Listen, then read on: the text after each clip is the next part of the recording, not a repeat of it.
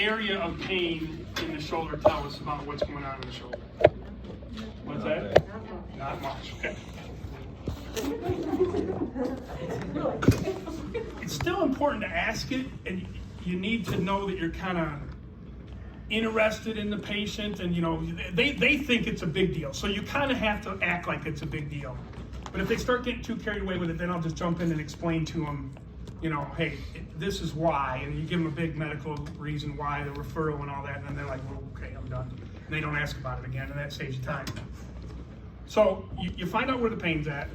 You try to narrow down what their specific complaints are on it. Sometimes if they really get real wordy, I'll just say, hey, give me one reason why you're in here. What brought you in here? Well, I can't sleep, every time I reach back in the back seat, that bothers me. I reach across to get my seatbelt. They usually will tell you something that really bothers them, and that's kind of what I look for with a comparable sign or an objective reassessment, which I'm probably going to have you do somewhere along the practical, or at least figure that out, what you think it could be. And I don't know how vague I'm going to write the case studies or how specific the case studies will be, but depending upon that, you'll know. And I'll walk you through it. I'm not there, I'm telling you guys, I'm not there to make this miserable and be uncomfortable. Just don't freak out. That's probably the thing I'll get the maddest at. Just don't freak out. Keep your calm, and I'll walk you through it. I can't give you the answer, but I'm not there to try to put you into an uncomfortable position. And that's not what we do. But you're going to be in an uncomfortable position a little bit when you're seeing patients in the clinic. So, everybody is. If I go in there and there's something crazy, I just had I'm seeing one of my coworkers' patients right now, and they're calling it a plexopathy so the lumbosacral plexus. So I was just trying to discern real quick what was going on. It's a newer therapist that I'm seeing the patient for, but she's got drop foot now that's coming on. So, I said, well, do you have tests scheduled? No, well, I have it scheduled, but they couldn't get me until the 8th. I said, no, that's bull. You call and tell them that you need to get in before that you've got weakness in your foot, that you're catching your toes, that you're lie. Tell them you're falling, so they get you in there. Because she needs to figure out why she's got this weakness. That's usually one sign of what's going on. So that put me in a little bit of an uncomfortable position. You don't know exactly how hard to push for these things or not. So you're going to be in those positions a little bit when you get in the clinic. So just don't freak out. All right, I'm not going to make it hard for you. I promise you. I mean, you have to know your stuff. If you don't know your stuff, I'm going to mark a couple points off. But it's not. It's not. You're going to all pass, short of like going into crying fits or something. I don't know. And you might fail. I don't know what I do that. Rather than I'd probably cry and then. All right, so subacromial impingement syndrome. They usually come in with some shoulder pain. Obviously, it can radiate a little bit, but it doesn't have to. A lot of times it's point specific. It's not constant. It's more position driven. Certain things that they do. Reaching into a back seat of a car or anything behind them is usually one of my telltale signs that that's at least something I'm suspicious of. It doesn't tell me for sure, but I'm suspicious of it. Heavy lifting and that kind of stuff can bother it, but it doesn't have to. So that's kind of what the subjective is. Driving, if they come over the top of the steering wheel, that's one thing that usually tells me. I get it sometimes if I have my left arm resting on there because it's just pseudo impingement, so I got to bring my elbow down a little bit. So that's just, if you think of the Hawkins-Kennedy sign, that's usually what you're putting yourself into here and here even. It doesn't need to be in that perfect position to reproduce symptoms. When you resist them, they may or may not have pain, okay? Sometimes they do. Usually it would be supraspinatus or any of the bicep special tests, but most of the time I find that it's more supraspinatus. But either way would be fine if you're answering that question. Biceps could definitely be impinged, and that can be a big problem. Okay?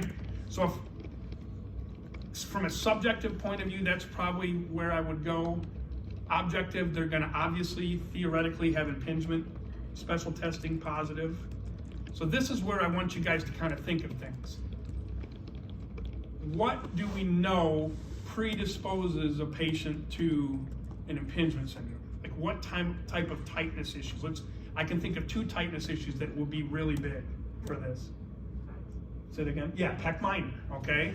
So you'd want to be able to know how to test to see if there's a tight pec minor. So give me 2 ways you can do that. Measure it from the plinth is one, and it's not I do it every time, so I'm not dogging that because I think it's important. It's just hard to specifically tell, oh, they're super tight or they're kind of tighter. You know, you can measure it with inches or however, and you probably should to see where it's at, but I would go to the other side to see that. But that's definitely a big component. Tight pec major, tight pec minor. What's the second one? Think of what drives the humeral head up and forward when it's tight. That's Posterior shoulder.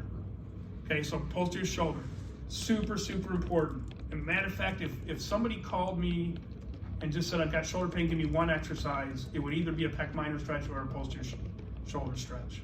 One of the two, to just take a shot without knowing what it was. All right, so you could do either a cross arm stretch to treat that.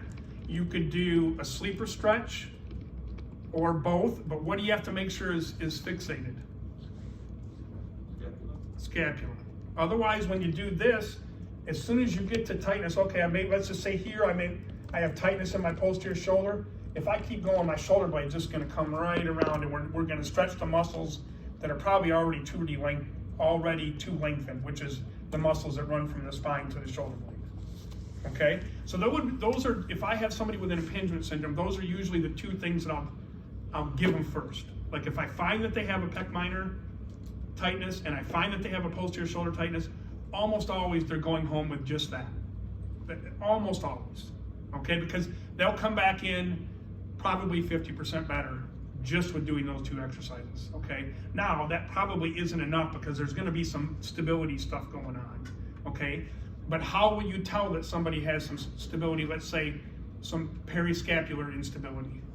How would you tell that during your eval? Did you have them go? Yeah, so active motion's one way, static posture. So whenever you're going to do it to shoulder, you're going to have to know stuff about the shoulder blade. All right, so nothing crazy. Is it too far out to the side? Is it protracted too much? Is there a tipping of the inferior angle? What's that tell you? What is it if you have an inferior angle prominence? Pec minor. Pec minor. So that's another way you can look at pec minor tightness, okay? And usually they match. Usually when you do your active range of motion first, okay? You observe static posture, do your active range of motion, okay? With the shoulder, all you really need to do, I don't care about the frontal plane, I would stay scapular plane, I would stay sagittal plane. Those would be 2 of the active movement tests I would do, and I would do a hand behind back because that'll give you an internal rotation measurement, okay, if they're missing a couple spinous processes compared to the other side, okay? So if you have a tight pec minor, you'll see a tipping of the inferior angle usually, and then you could lay them down when you do your supine testing and confirm that and see if it looks like it's tight supine, okay? If it is, you're almost, what's it gonna hurt to give them a stretch? I mean, if you're even borderline that they're tight there, I give them a stretch. It just is what it is. I may or may not do manual therapy with it, but they almost always get it. And I'll show you a couple ways to do that soon. And then, what's this gonna tell you? What was the second tightness thing we talked about besides pec minor tightness? Posterior shoulder. So internal rotation, because of the convex-concave rule, that's going to be one of the big things there. Now I know you're extending and I know you're adducting, but if internal rotation is limited, they're usually limited hand behind back, and that's usually a painful spot for them. So it really isn't that super complicated. You do your active, you talk to them, you figure out what's going on, you figure out some aggravating factors, you make sure there's no red flags, you make sure that we're supposed to be treating the patient first with the subjective. Once you clear that, then you try to find some aggravating factors. If you can find an easing factor, that helps a lot with treatment. Sometimes there is, sometimes there isn't. Do you have numbness and tingling in your hand? Do you have pain shooting from your neck down? That's why the subjective's the most important part of the eval, because it really tells you a lot. You have to confirm it with your objective exam, but it really tells you a lot with the subjective exam. So you can kind of clear the neck that way, even without doing anything, and then if you need to confirm that, then confirm it. But then when we're looking at active range of motion, we're thinking of all these different things. Okay, they've got a 5 spinous process deficit there. That means I'm probably going to find some posterior capsule or posterior shoulder tightness when I get them and measure their internal rotation with their scapula fixed. Or you get a tipping of the inferior angle. So you know with a tipping of the inferior angle, you think I'm probably going to see pec minor tightness when I lie them down. Those things will be going through your mind as you're doing your eval. And as you get better at it and do more and more, it just becomes natural. And it will fairly quickly. It doesn't take 8 million reps to do that. Okay? So we did our active exam. We're watching the shoulder blade. Yeah, it's kind of funky. It has a little bit of a dyskinesis. It wings. Okay, if you see scapular winging, you think stratus anterior probably. So, that's something you want to make sure, to know. Since we haven't done a lot of that exercise yet, we'll do more on Monday. I probably wouldn't have you demonstrate that. We'll see what we get to on Monday. But, so you look at the shoulder blade, you get your active range of motion measurements. Don't forget to do that, okay? Because that is just an objective reassessment that you want to use. So, if they're only coming up to 90, 100 degrees, then I'm thinking to myself, okay, they've got limited shoulder flexion or shoulder scaption. What does that tell us? Not a whole lot, okay? Because why? I have to compare it to my passive range of motion, all right? If it's tight, so let's say to 100 degrees actively, that tells me one of two things. Either they have supraspinatus weakness because they can't come up all the way, or they're banging up against some kind of tissue resistance because it's tight. So then passively, when you take them up into that same plane, they should stop pretty close, maybe a little farther because you're pushing them. Or let's say you take them all the way up and they're like, that's pretty easy when you do it. Well, now you're thinking contractile lesion. So it's probably something with the rotator cuff. Either it isn't functioning because it's core, or it's painful and it's not letting them come up through. Now, if the passive range of motion equals the active range of motion or real close, you're thinking non-contractile. So capsule, something like that. So that's where if you did your accessories, you're thinking, maybe an adhesive capsulitis. Then you want to test the, anterior should be more limited than inferior, should be more limited than posterior, because that's kind of the capsular pattern of the shoulder. All right, not always. Sometimes you'll just get straight global, but you definitely will find pain and/or restrictions with that if it's a true capsular tightness.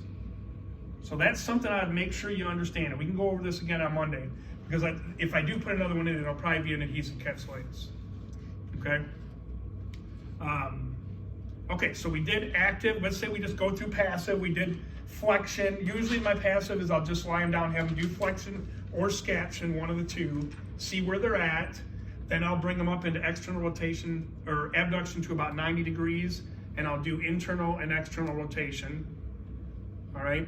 External doesn't give us a whole lot with regards to like tissue differentiation.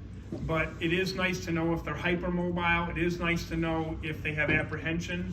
So if they have apprehension with external rotation, then I might go right into a relocation test and see if that decreases it, one of the special tests, okay? If they have tight internal rotation, then I'm thinking what? Posterior shoulder? Posterior shoulder, yeah. And we'll talk about total range of motion concept. Did you draw that one? I think you did, didn't you? I won't talk too much.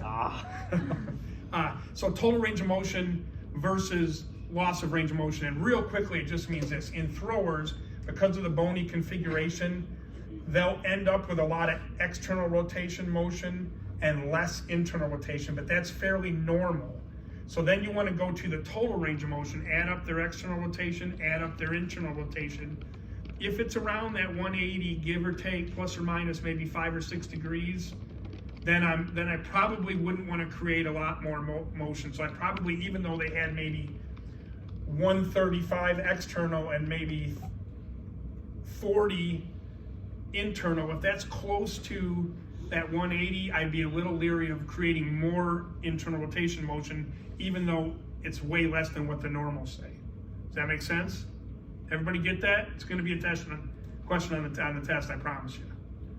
So we can go over it more on Monday, but if you guys want more explanation on that, it's as simple as that. It really is. It basically says in throwers, you don't need to stretch the posterior shoulder because they have limited range of motion if their total range of motion is close. If they have total range of motion that's down, so let's say they have, let's go to 135 with external, okay? They can get back into that slot, and then they have 20 of internal rotation, I guarantee you I'm giving them a posterior shoulder stretch, okay? Because it's probably causing problems for them.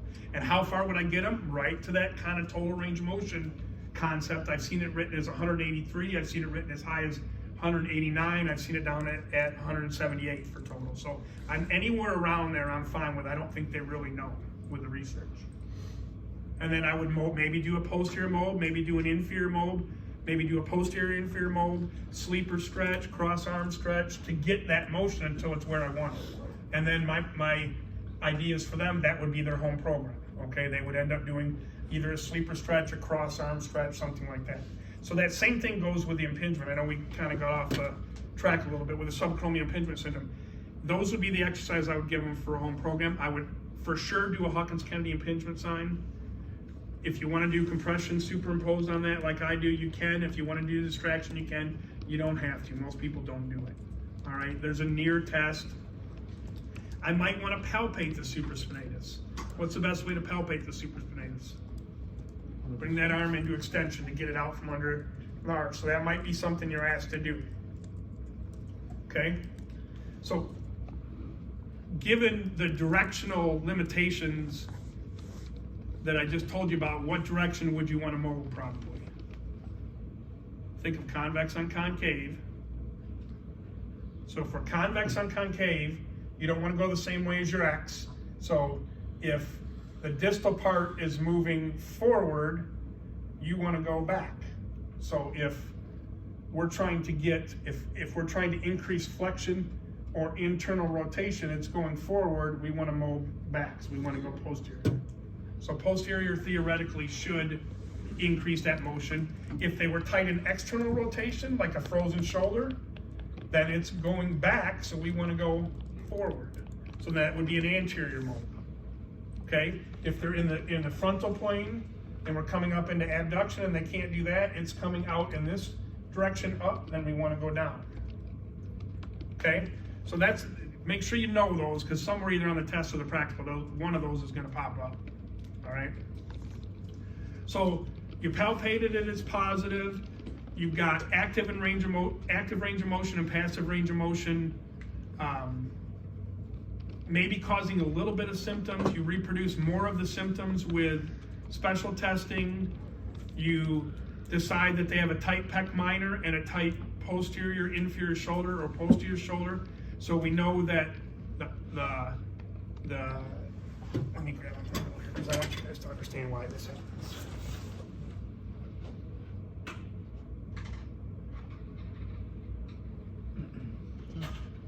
So let me go 130 here. It's like 30 here. 65? Says he wants around, I thought he said 180. Go closer there. 160 to 180, give or take. 135. Hey, I'm the one that. I don't even think I have 180. I don't. I think I'm at 110 here at 50 or like 55 here.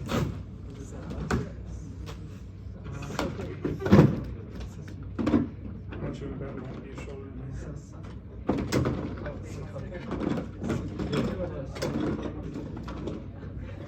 Like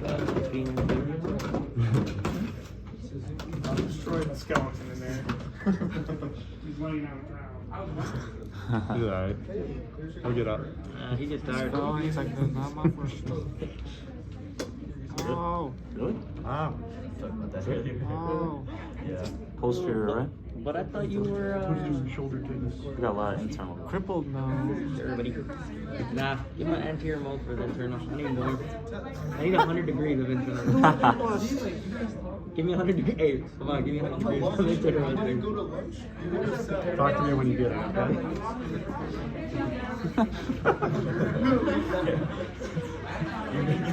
All right, so somebody looking at the coracoid, tell me why, which is where the pec minor attaches, tell me why that would increase in impingement syndrome. Because if you know this, you'll remember it. What? Repeat the question. Yeah, so if it's here and attaches and runs this way, Yeah. how does a tight pec minor impinge? Would it be pulling down the acromion then? Yeah, because the coracoid is part of the shoulder blade. So it's going to take, and it's not going to let me do it, but it's going to take with this, obviously your acromion, your head of your humerus here, it's going to pull the roof down. What does the posterior capsule tightness do? Or posterior shoulder? It drives the humeral head up and forward when they flex and come up over their head. So you've got a perfect storm if you have both. The roof is coming down and the floor is coming up. And what's in between there? The rotator cuff, subacromial bursa, and the bicep tendon. So that's why you do what we just talked about with impingement. So if you think of it that way, you don't have to memorize all the stuff. So that's what I've got to get you guys to be able to do with everything. All right? So the shoulder blade, obviously, is the socket of the shoulder, an attachment for the pec minor, and also the what of the shoulder. We just talked about it, the roof. So if it's not working right, you've got a lot of different biomechanical areas that can really be bad. Can you say that all again? You said. Yep. So the scapula has the coracoid process, which the pec minor attaches to. It's also the socket of the shoulder, but it's also the roof of the shoulder. So the acromion is the roof, the glenoid obviously is the socket, and the pec minor is just an attachment, but it's an important one. Can I ask you a question? It's not about this, but Yep. you gave me scapula roll, and the thing, is it R-O-L-L or R-O-L-E? It was sent to me as R-O-L-L. Oh, but it in came to me as roll, R-O-L-E. Okay, so then that's what you're saying. Yeah. now. Okay, that makes sense. Thank you. Oh, that's why you're asking. That was Yes. smart. You tricked me. All right. So what else does it do? So let's just say this is the scapular plane right here, right? So when you hear the scapular plane, if I shot like a laser through the center of the glenoid, it would come out at that plane. Right. Okay? So that's the scapular plane. The reason we want to work there is because that's where the shoulder is balanced. All right? So if the muscles that run from the spine to the shoulder blade are out of whack, it can tip too far forward. Now you're out of the normal scapular plane. What does that do? For instabilities, you don't have that bony buttress in the front anymore. So if I take this shoulder blade and tip it this way, that's going to pop out the front a little bit more. Okay? So just little things on why that scapula is so important. I'm gonna write that down. You need to make sure the mechanics look good. And sometimes you don't even have to know exactly what's going on with the scapula. If it looks like it's too far out to the side, work the retractors. If it looks like it's too downwardly rotated, work the upward rotators, which would be middle trap, lower trap, and serratus anterior. You don't have to have an exact pathodiagnostic type category to put your patients in. You can find things that are abnormal, either compared to the other side or what you learn is normal, and treat them. Maitland has an old saying, find the pain and hurt it, and it's similar. He finds where the pain hurts, and then you go back in and work in that direction. It's similar when you find tightness issues or weakness issues. If it makes sense biomechanically to you, then treat them. You don't need to look at, that's why I don't like protocols. Protocols for like a subacromial impingement syndrome are garbage. They can't tell you which one of those 10 just different causes that we talked about are going to be a problem, and you don't need to treat all 10 of them most of the time.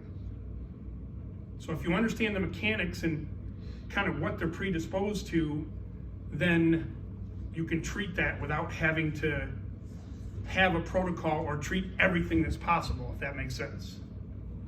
Okay? All right. So my home program typically for something like that would be those two exercises first, if I find them. If I really think that it's a scapular instability and not tight pec minor, tight posterior shoulder, whether I have to work retractors, whether I have to work serratus anterior because they're winging, then I might give them that first time, but I would prefer not to. I don't like to give strengthening stuff on the first visit. There's nothing wrong with it. It's just a personal preference. If you guys bring it up, it's fine as long as it matches what the case study was. And then I, for sure, very quickly, if they had any scapular instability at all, would be working scapular muscles. So I like to do warm up, range of motion, proximal stability, meaning scapular stabilization or hip muscles for the lower extremity, and then distal mobility, rotator cuff. And I think what they do with a lot of clinics is they start rotator cuff exercises way too fast. And the rotator cuff attaches to where? Scapula. So if you don't have a firm scapula, control of the scapula, you're going to create more of an instability because the rotator cuff are going to be pulling on it with the exercises you're doing, and you're going to cause pain, and that's what we see a lot. Yes? Can you repeat how you said you would treat that? So like the stages? Like what? So say it again. The stages that you said that you would treat the scapular instability? Can you repeat it? Warm up, range of motion. You said warm up, range of motion. Oh, gotcha, yeah. So I'll have them warm up somehow, usually on like the upper bike, if it's an arm for 10 minutes. I like going backwards because I think if they go backwards instead of forward, they drive with their shoulder blade a little bit down and back. And I watch for the first few, revolutions, make sure they're not using their upper traps too much. But that can be a scapular facilitator as well. Then I would go, after they're warmed up, I would go right into whatever stretching I want to do, whether it's pec minor, whether it's posterior shoulder, whether I'm doing manual stuff on the pec minor, manual mobs. I would usually have them do a series of the exercises, then I mob it. Okay? Then I go to a series of exercises, then I mob it again probably. And so they're doing just a little bit of motion. So I'm trying to create motion with the joint mobs, then I'm having them stretch through it. And then once I'm done with the range of motion, then I'll try to strengthen through whatever I've created and or work the scapula. Yes? What kind of sets and reps do you use when you start strengthening the rotator cuff? High reps. So 50 to 60 reps. I do the same thing with scapular muscles too. So I don't overload them a lot because they work with an endurance capacity. So it's usually a couple sets of 30, somewhere in there. I might not start out there. And again, depending upon their what? Sit. Yeah. So if they're, if that's a concern, then I'm obviously not going to start right at those high reps. I might start at 10. And with the rotator cuff specifically, I usually recommend that they start at 10, work up to whatever number I give them, either 50 or 60, in about a week, and then have them drop back down to 10 or 20 reps, add a pound weight, work up to 50 or 60 in about a week, and then go up to about 5 pounds. I usually don't go above 5 pounds. Is that daily? It depends. Usually not daily. I tell them if they can get in 4 times a week, I'm pretty happy. Some people do it daily, and I have when I think there's like a rotator cuff shutdown or something. But then you have to worry a little bit about some tendonitis issues sometimes that you create. I haven't really had it happen. It's not anything earth-shattering I'm doing, but I just haven't seen it. So I don't know. It is in the literature, and some people only go 3 times a week. I think you do better doing it 4 times, but that's, again, either way, you're not going to get graded off for it or things. So. Are you wanting us to stay reps and stuff for the ATP? I just assumed you'd say that exercise and be done. But you need to know it. So I mean, and I think I put it in some of the like rotator cuff pearls or something in the. So I mean, it's something you need to know, but it won't be on the practical. Practice will be pretty straightforward. So it's just going to be know how to do an eval, know what you're seeing in an eval. What I don't want to see is I want you to know why you're doing active range of motion, why you're doing passive range of motion, why you're doing resisted testing, and just fit it into that whole kind of logic scheme that we just talked about.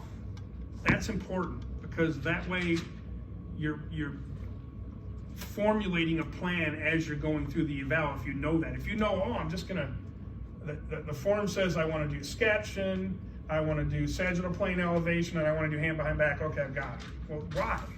You need to be thinking a little bit ahead. Okay, they've got limited active elevation. Is that going to match the passive range of motion? If it is, I'm thinking probably non-contractile tissue.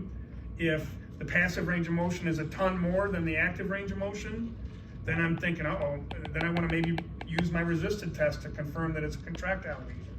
Because if they can only elevate to here passive or actively, and then I take them when they're supine and I can bring them all the way up and they don't have any pain, either You have a contractile lesion where there's a tear or something in there, or pain's limiting it, or there's nerve issues, something that's controlling that contractile unit is limited.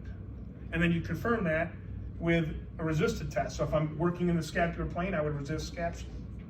Okay? And if they give way, okay, well then that pretty much confirmed it. My active range of motion doesn't match my passive range of motion. My active is a lot less. They had pain with it. I went to an isometric test in that same plane, and that was positive. I'm pretty suspicious that there's something going on with a contractile lesion. Make sense? Okay. What's the next one? Let me guess. Rotator cuff repair. Sounds like a good one. Winner. Sounds like a plan. Okay, so With the elbow. what's that? Something with the elbow. Yeah, let's do this one and then we'll hit the elbow. All right. I am going to probably repeat this on Monday just because I know everybody isn't here and it wouldn't be fair to. But if you guys can share any of this, I mean, please do it, obviously. So rotator cuff repair. So they're going to come in. You kind of need to know what a small, a medium, and a large tear is, even though a lot of the surgeons don't even write it on there. And remember, contrary to what they think, they are not experts in this. They're just not. You guys are. So you got to take control for what you do and not have an excuse like, oh, well, they didn't write in there it was a massive tear and I didn't know to go slower. Ask your patient. If they're not sure and they didn't write it on there, they'll tell them, oh, I used one anchor maybe, or then you know it's probably a small repair. If they said, oh, I did a number on it, it was pretty tore, then you want to find out how big it is. You can always call and get the op report. If they don't send it to you, it's wrong. I've never had somebody say no. So, and then it'll tell you, patient has a 5 centimeter tear of the rotator cuff. Well, that's big. So you better, I don't care what they tell you, you need to follow kind of a massive framework, okay? So you're going to want to know that usually like a small tear would be maybe less than 1.5, maybe 2 to 5 is somewhere kind of in that medium range, anywhere around. I'm not going to hold you exactly to it, but 5 or above, anywhere you get towards 5 or above, you're talking pretty massive tear. And so our job is to limit active range of motion usually for 4 weeks with a small tear, and I usually push it out a little bit because I don't think the risk-reward kind of ratio benefits it. I'll be pretty darn sure that I'm doing a safe routine with that. So I'll hold off on doing active range of motion for at least 4 weeks minimum, and usually closer to 5 even with a small one. With a medium kind of normal tear, which is most of them, the 6 week point is kind of the magic point where you can start active range of motion at 6 weeks. And then anything above that, kind of pushing, 4, 4.5, 5, or the doctor says the tissue quality wasn't good, you probably want to hold off towards 8 weeks, okay? Now we know that hand behind back maneuver stretches internal rotation, but you got to remember that puts a lot of strain on the cuff repair, all right? So we used to do that pretty early on because it is a functional thing. You got to pull up your pants, if you undo a bra. I mean, there's a million different things that you need to kind of do back here, reach in the back seat. But if you have anywhere near, the literature support says full range of motion and hand behind back at 6 week post-op, you tore part of the rotator cuff to get there. So I don't mess with it. And the most I might do is to just have them grab, and this is if they're ultra tight, just grab like a wand or a stick or something and just get a wider grip and just nice and easy maybe go into extension. Okay, so we're not getting that combined motion, it's just extension, which will help that eventually. You don't want to do internal rotation range of motion for a good 4 to 6 weeks. Why?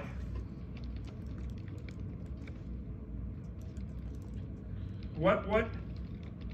The supraspinatus is a very small, has a very small function in this one, but the infraspinatus and the teres minor do what?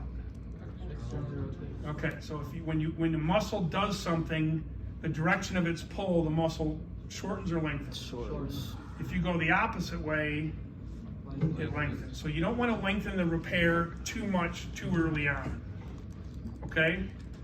So I avoid like a sleeper stretch for a good 5-6 weeks usually. Unless I see that they're so tight, I don't think they're gonna get to the tendon where it would be more of like a, you know, the capsule's just super tightened up, and then I might mold it a little bit even. Usually I wait 3.5 or 4 weeks to mold, just to let you guys know too. I just think it's too early to do it any other time. And I try to hold off even longer than that, 5-6 weeks if I can. But if I think they're getting too tight, and that's just where the art of this comes in, then I might do it a little bit. But for the most part, you're gonna stay away from that internal rotation, especially hand behind back. And if you do it, I would do it manually, okay? Just nice and easy, you know, nice and slow, maybe just barely letting gravity kind of push into it. I wouldn't do any forceful internal rotation range of motions, for sure, okay? What position are they in when they come in with their sling and their abduction pillow? They're in internal rotation already, so a lot of that's kind of protraction, so that's why right away, even in their sling, you can just have them do, you know, scapular setting things just to get that out. But you can get them out of their abduction pillow and out of their sling the minute you see them, and you should, okay? So let's say they come in 10 days post-op, say 7 days post-op, okay? They've got their sling and their abduction pillow. What does the abduction pillow do?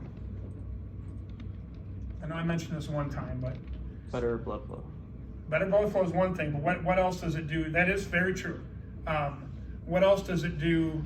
So if this muscle, if the supraspinatus does that, right, and you come all the way down the opposite way, it's going to be fully stretched down here, right?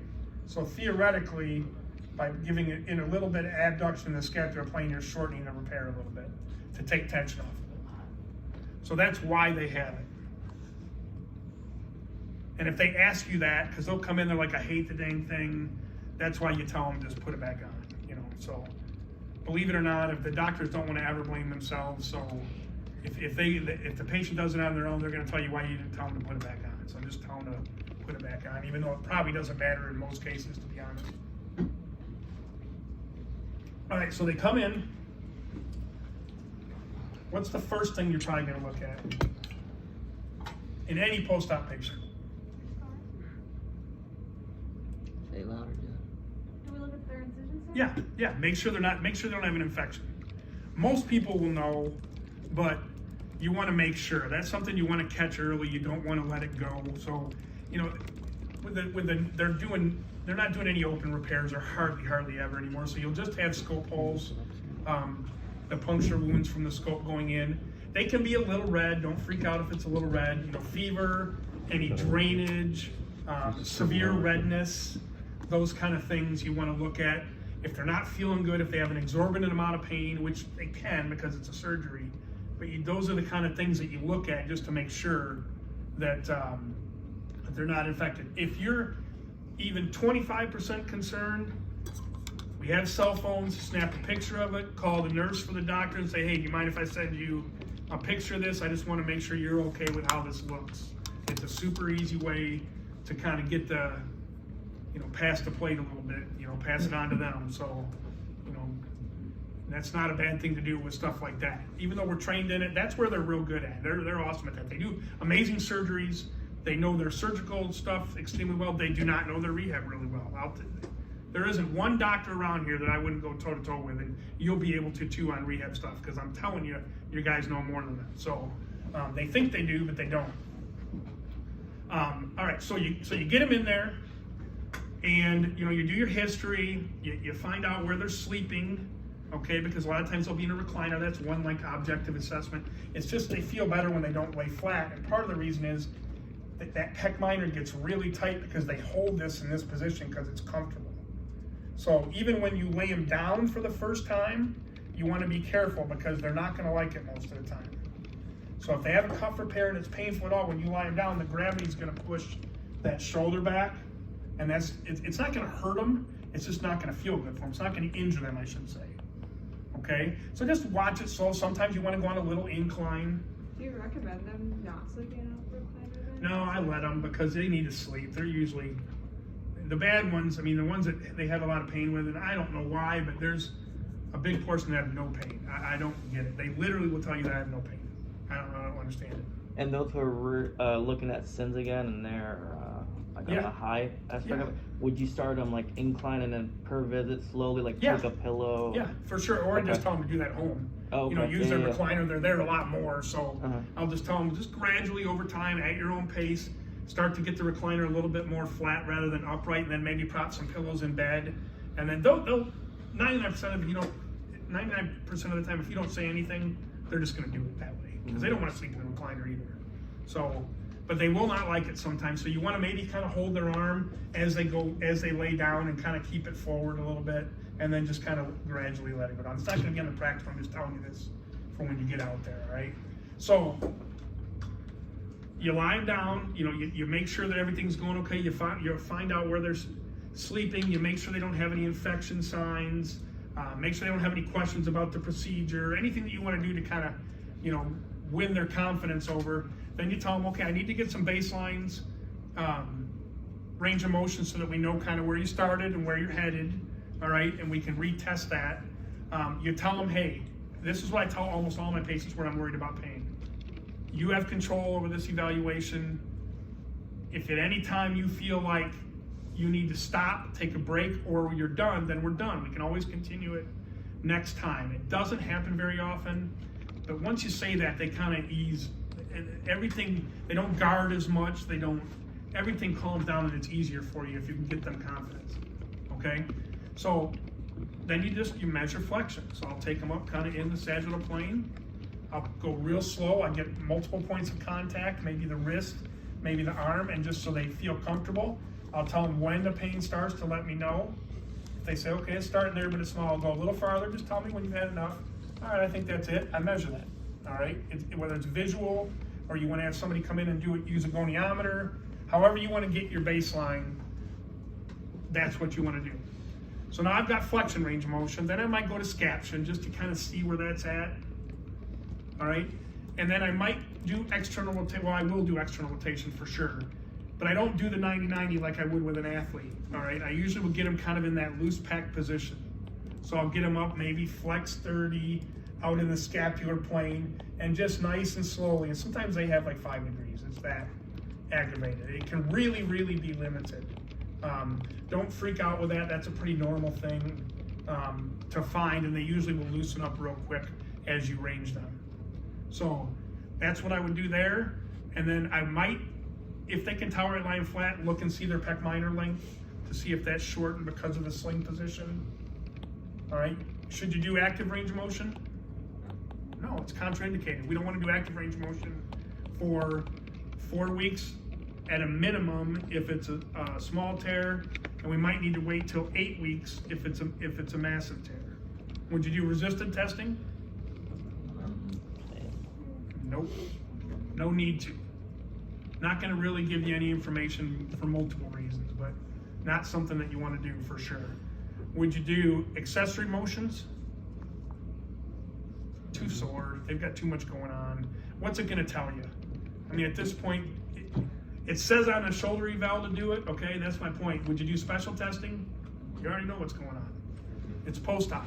All right. It's post-op rotator cuff repair. The doctor had an MRI probably. He stuck a scope in there and saw the rotator cuff repair and repaired it. So there's no need at this point to do any of that stuff. It's a super short evaluation because of contraindications. Okay. So at that point, then I just kind of see how they're feeling. Maybe, you know, if they're really sore and you know, just getting in and out of the sling and they're not dealing with the post-op stuff well, I might not give them or have them demonstrate any of the exercise. I might just go grab some sheets for them. I always send them home with a little packet, and then go over a couple of them and tell them to start them tomorrow. Most of the time, though, I'll have them do them in the clinic right off the bat. And typically, all I'll give them is pendulum. You guys all know what pendulum exercises is? All right, I'll give them a walk back from like a table stretch. You guys know what that is? Super simple. All you gotta do, if the table elevates, it's kind of nice. Just here, so they're in a neutral position. You can stand like this, and they're in their sling position. Okay. Also, I don't care how far they can go. They might only get to here, but that's still taking the arm up into some flexion. So then, if they can walk, you know, and get to here and they feel a good pull, I tell them I just want a nice solid pull, doesn't need to be painful, but I'll have them hold it 15 to 30 seconds. And the commands that I give them, or the info I give them, is if it loosens up a little bit during that 30 seconds, then just walk back a little more. Okay? If you feel like it's too much, then walk back in a little bit. And the first time, all I want them to do, basically, is get used to moving the shoulder. I'm not really trying to create any range of motion when they come back. It'll happen, because they're gonna get the motion, but just from everything calming down, probably nothing from what we do. All right? So that kind of takes care of the sagittal and maybe the scapular plane motion. We know we don't want to do a whole lot of internal rotation range of motion, right? But we definitely want some external rotation range of motion. All I'll do is a door frame stretch there. You guys seen that? So all we're going to do here is so if it's my right arm, I'm just going to put it here, okay? And I'm just going to turn in the same spot. So that's passively extra. So I'm using my body and my hips to turn my body on my arm, rather than move my arm on my glenoid. Okay? So all you gotta do is just walk out. But the one thing you want to make sure you tell people is they'll come back doing this, and now they have to actively hold that up if it gets away from their body. So they want to stay kind of in the same spot and turn.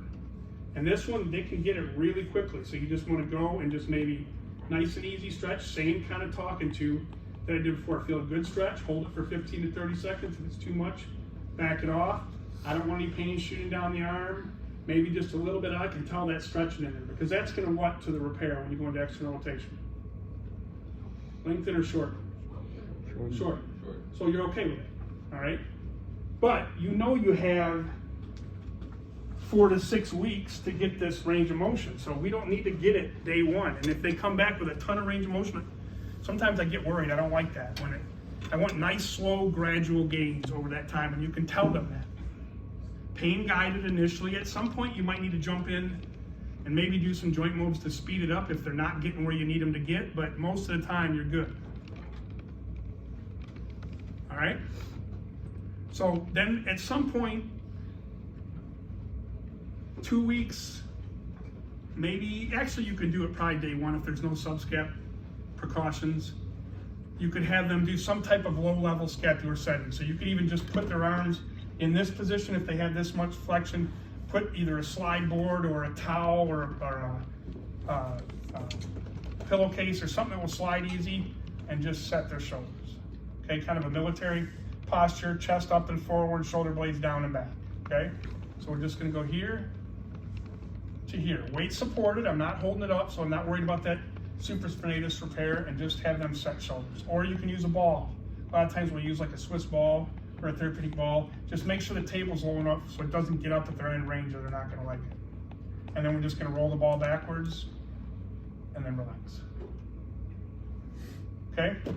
Towel slides are very low EMG rotator cuffs, so you could put like a towel or again a pillowcase, have them, you know, here, get the table height, just have them put a little pressure, and that pressure keeps the joint compressed so the rotator cuff doesn't have to work. That's why it's low EMG. And then they would just slide out as far as they feel comfortable coming back. Even though it's an active range of motion, the EMG is really low on the cuff. So it's something we can do fairly early. If you're kind of wavering back and forth, should I do that, should I not do it, what should you do? Don't do it. If you're in doubt, don't do it, it's simple. And you can tell them, sometimes if they get their motion super quick with a cuff repair, I don't see them for a week or two. It doesn't happen very often, but it does happen.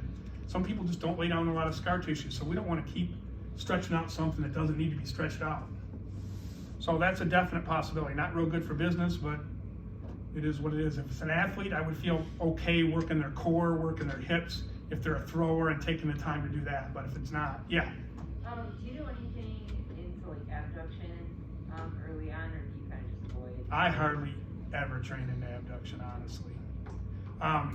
Scapular for sure, and I might cheat back a little bit out of that, maybe 30 degrees, but you don't function here a whole lot. It's not real good mechanics. Like even when I teach the weightlifting stuff, I don't let them come back here. It's just not good for your shoulder. If they're in for post-surgery, you need to stay out a little bit in front of you with whatever you're doing. So All right, then when we get to strengthening, we'll just touch base on this super quick.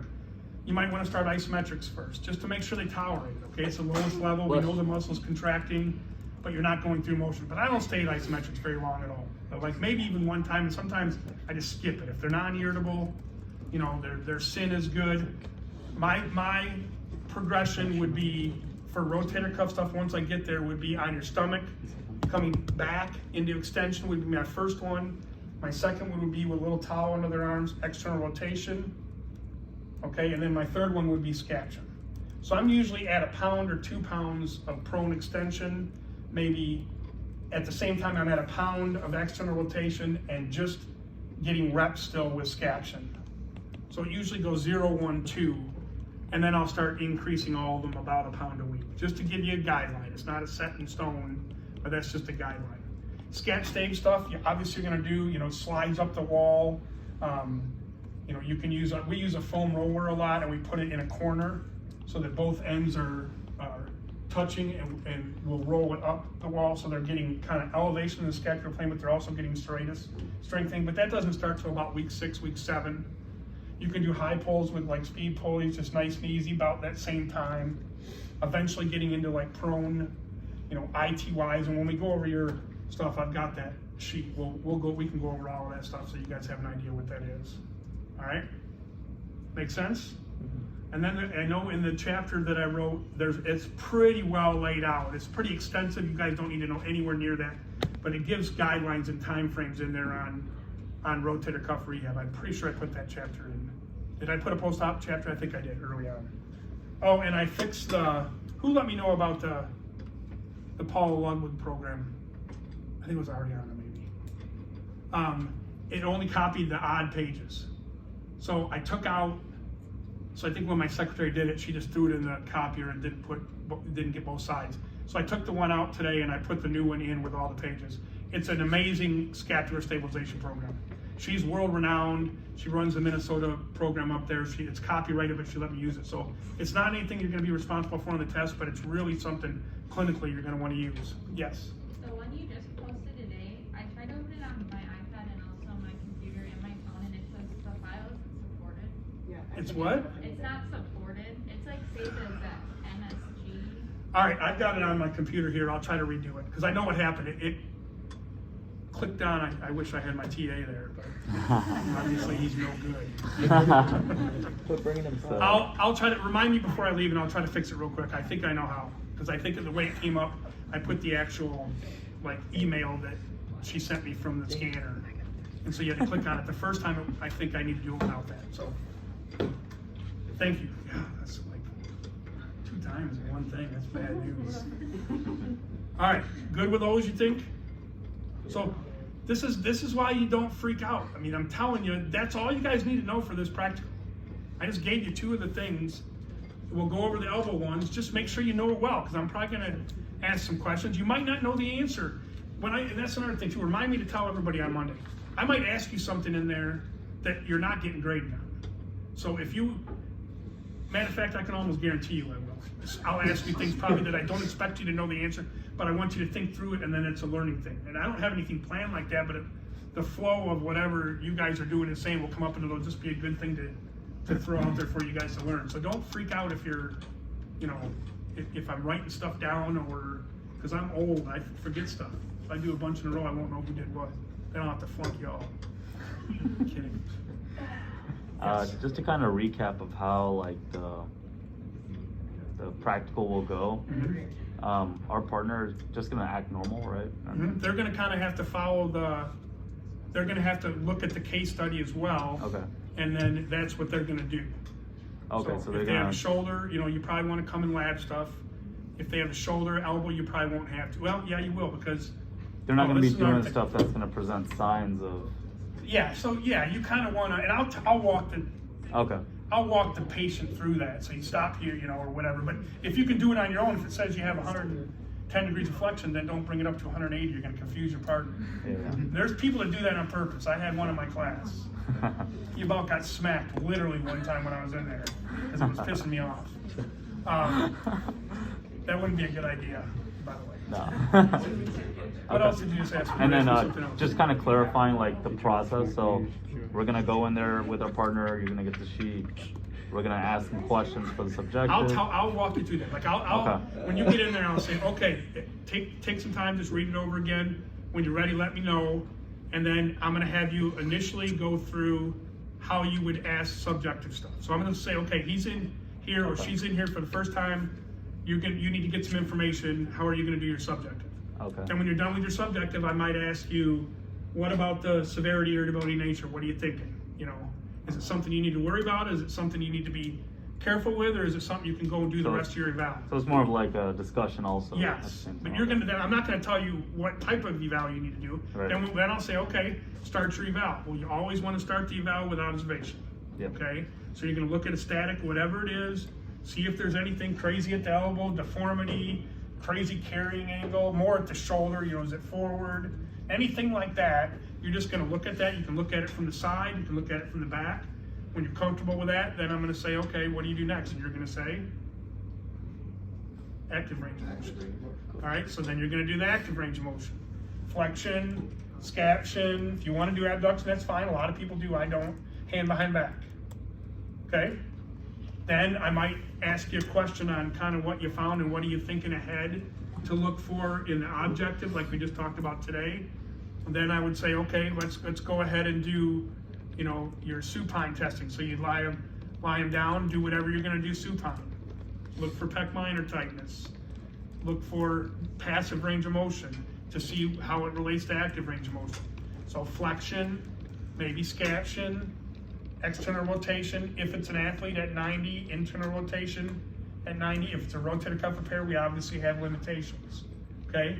Then I might ask you, okay, your active and passive range of motion, do you get any information or any pattern that's there? So I would know the stuff we talked about, like the selective tissue tensioning, does it match? Is it less? Okay, are you gonna look at doing an isometric test? Probably anyways you are, because that's part of it.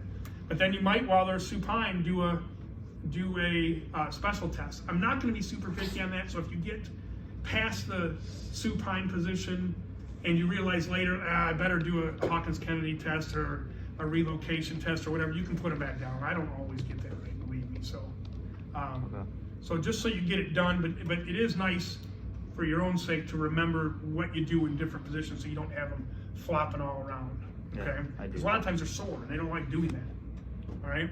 And then, I might say, okay, what are you going to send them home with? Okay, just give me a couple ideas. There's not a set pattern, but it should match kind of the severity, the irritability, the nature, kind of what we're trying to achieve. If they're super tight, we usually go range of motion first. Without, even though maybe they have a scapular issue or something like that, I'd probably address the range of motion at least first for a couple reasons. One, I think it's necessary, and two, you can get people to really feel good really quick just with stretching exercise. I don't understand it, but it works. So sometimes they'll come back and they're like, I don't know what you did, but I am 75% better. And all you did was give them a sleeper stretch and a pec minor stretch. Something like that. So that's a good way to start things out. And then you say, okay, we're getting the pain down, but now we want to make sure this doesn't come back. And that's how they stay in a little longer, and you make sure that their muscle balances are good. You work on a strengthening program. Okay, and then once they're done, I'll ask you maybe what instructions are you going to give them. Okay, well, you're going to give them, whatever reps you decide, 5 to 10 reps of the stretches, maybe holding for 30 seconds. And I might say, what are you going to tell them with pain? All right, if it's a super irritable one, you're probably going to tell them, I don't want you working into a lot of pain. Okay, you can maybe tickle up against that kind of resistance where you feel that pain level, that P1 as you see in like Maitland's book. But I wouldn't push into it. If you don't think they're worried about that, it's not an irritable thing, they're super tight, their pec minor and their posterior shoulder are super tight, then you can tell them, you can push into some discomfort. I don't want it to reproduce your pain, but maybe some stretching discomfort where you feel, I can tell that's stretching, but then when you release it, it should go away pretty quick. And I tell them in general, when you're doing exercises at home, half hour, 20 minutes to a half hour of soreness afterwards. If it's much longer than that, we've got to either figure out to give you something different, or you've got to back down on what the reps and how long you're holding it. Okay. That's the end of it. That's it. Not that hard, right? Shouldn't be freaking out. Easier said than done. I know. I'm just teasing you. I know. I've been there. Trust me, I remembered. I'm just teasing you guys, but I'm telling you, like I said in the beginning, I'm not messing with you guys. I don't want to. It doesn't do any good. I hated when teachers did that. It's going to be straightforward. You're going to have to know your stuff. Go over it, but prepare for the case studies. I mean, that's if you get it in your head over and over again, you're just going to come in there and whip right through it, and we can all get out of here. So I'm not going to try to find things wrong. That's not what I want to do. I don't care if all of you guys get a perfect grade. You know, it is what it is. I think I taught you well, and I think you learned well. And I don't really care what anybody else says. All right, so, but I have to grade it to where if you're missing a couple things, then that's just graded, unfortunately. But I'm telling you guys, I've hired 25 therapists probably over the last 20 years. There isn't one time I've ever asked for any grade point. There isn't one time I've ever asked, how did you pass a test? What did you get on it? There's never one time I've asked, did you pass your test on the first try? I don't care. You can learn. You learn way more stuff when you're out of PT school than you do when you're in. I'm trying to change that because I think stuff is under-taught in all schools, not just here. You guys have some great teachers here, trust me. I don't know a lot of them, but I know Ken and Aaron. They're amazing. MJ's a genius. I mean, she just is super smart. So, you know, it's